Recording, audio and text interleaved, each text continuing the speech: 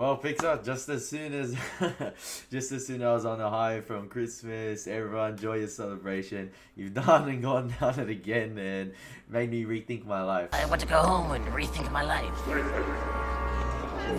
So yeah, I guess another emotional movie. I'm just gonna quick review here where Disney released the movie Soul on Disney Plus yesterday, and I just not got out, but I just streamed it on my PlayStation and watched it on Disney Plus, and um, what can I say?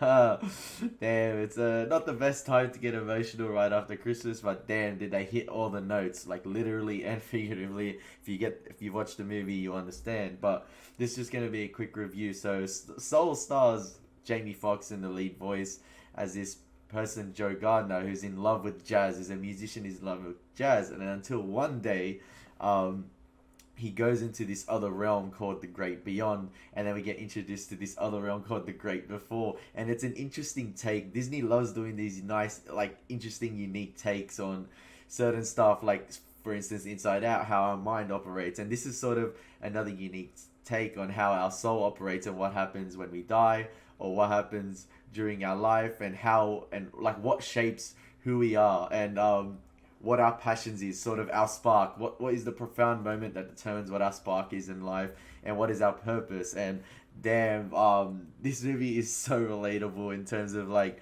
just in general with my life, especially when looking at the film. It's definitely like it doesn't go for all out entertainment. It doesn't go for laughs and giggles. There are those, and there's moments with that as well, especially when certain elements happen with a cat, and there's great emotions with this cat, and his facial expressions are just laughable in general. But just in general, the movie really, at its core, I guess, its significance, it's just reflecting on our lives and where we want to be and what is our true spark, what is our true purpose, because it's not just the focus on the main character Joe Gardner, voiced by Jamie Foxx. We also look at this little soul ball, number 22. That's her name, voiced by Tina Fey. Fantastic voicing as well, and so she's trying to find her purpose as well. You have to try and find your spark in life, and then it resorts to, it's not always what you think your passion is, your spark is. You got to find that, and sometimes you just got to live life and enjoy every moment of it. And I think the film just resonated with me in particular with what my goals are and what I'm currently trying to achieve as well, what my purpose is, and especially there's one particular instance which I've told people many times. It relates to trains, and you might think like, what the heck? But if you watch Soul, you'll understand what my analogy is. And I've told people many times that I dislike a 9 to 5 normal job where you go on a train each day, you see everyone's miserable faces, this sort of boring routine, and the film touches upon that. And then as soon as I saw that, I was like, oh, this is instantly relatable to me, because this is what I despise. This is what I don't want. It's the antithesis of what I want what I want in my life. And yeah, I think Soul hit the right notes in general, just making everything relatable. And even the ending is, I think the ending is actually, I didn't expect it to end at the point it did, because surprisingly the film has an hour 46 runtime, and then there were 16 minutes of credits, so it's basically an hour and a half on the dot. So I didn't expect it to end the way it did, and then I was a bit saddened by the ending. But thinking about it now and reflecting on, I loved the ending and how ambiguous it was, and the final quote, and I'm just like, yes, go on, leave it like that, it's perfect. So yeah, the film's animation, it's what you kind of want to, like, what you kind of expect now with Pixar. They just keep upping the ante, and each film, I guess, they sort of try and provide their own take or own spin on like the animation, with like different human characters looking unique and not like looking like the norm. But I'd like to also point out that I don't think this film is I don't think this film is more for children.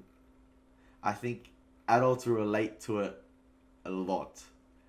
It's more of an adult film, in my opinion, an adult animated film targeted towards, I don't know, people who are trying to find purpose in life as they get to sort of their sort of maturing ages. And although I think kids might have fun with it, there is fun there. There is like the little cute soul balls, their numbers, they're cute to look at. I don't think kids will laugh out loud from this film. I think it's more of a mature animated film. If anything, it's for adults, and that's why, as a growing person myself, as a growing young adolescent, I just found it to be heaps like really relatable, and I really dug Soul, and I think Disney nailed it out of the park, and it's another Pixar classic in my opinion.